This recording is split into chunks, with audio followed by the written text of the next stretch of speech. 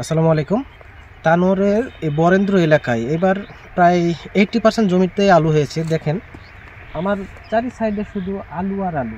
আলুগুলোতে আজকে টপ দেওয়ার পরে, কালকে দেখাইছিলাম একটা ভিডিওতে যে টপ দেওয়া, আর টপ দেওয়ার পরে আজকে পানি দেওয়া হলো। পানি দেওয়ার সঙ্গে সঙ্গে যে ইউরিয়া সার মারা হলো, যাতে গাছ খুব তাড়াতাড়ি বাড়ে ইউরিয়া মারলে। দেখেন এই আলুগুলো আর বেশি দিন লাগবে না, আরও 2 মাস, প্রায় 1 মাস হয়ে গেছে। আর 2 মাস পরে এই আলুগুলা উঠানোর মতো হয়ে যাবে। আমাদের এলাকায় আসলে প্রতিটা জায়গায় আলু হয়, পুরা মাঠকে মাঠ শুধু আলু আর আলু। আর বেশিরভাগ যেটা কাটিনাল আলু বলে থাকি আমরা, সাদা আলু, সাদাটাই বেশি হয়ে থাকে। এখন নতুন আলু বাজারে উঠছে প্রায় 60 টাকা কেজি। জানি না এই আলুগুলা উঠতে এখনও 2 মাস লাগবে টাইম। 2 মাস পরে আলুর দাম কত থাকবে। তবে এইবারে কৃষকের অনেক খরচা হয়ে গেছে আলুর, প্রায় প্রতি কেজি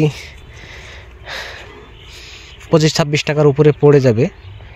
আর কত টাকা দাম যখন উঠবে বলা যাবে না। এখন সব যারা কৃষকেরা মাঠে আছে, পানির নিচে, অনেকেই পানির নিচে সার দিছে, তারপর ওই যে ডাঁড়াগুলা এগুলা ভাঙ্গা তোলার কাজ করছে।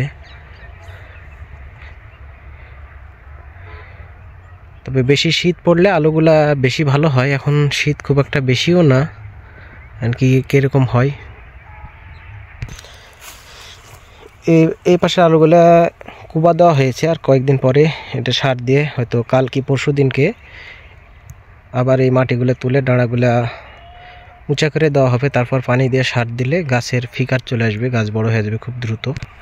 আর এগুলো হচ্ছে লাল আলুর গাছ, একটু দেখতে কেমন কেমন লাগে, তবে এগুলোও হয়ে যাবে। সাদা আলুর চাইতে লাল আলুটা খেতে বেশি টেস্টি লাগে।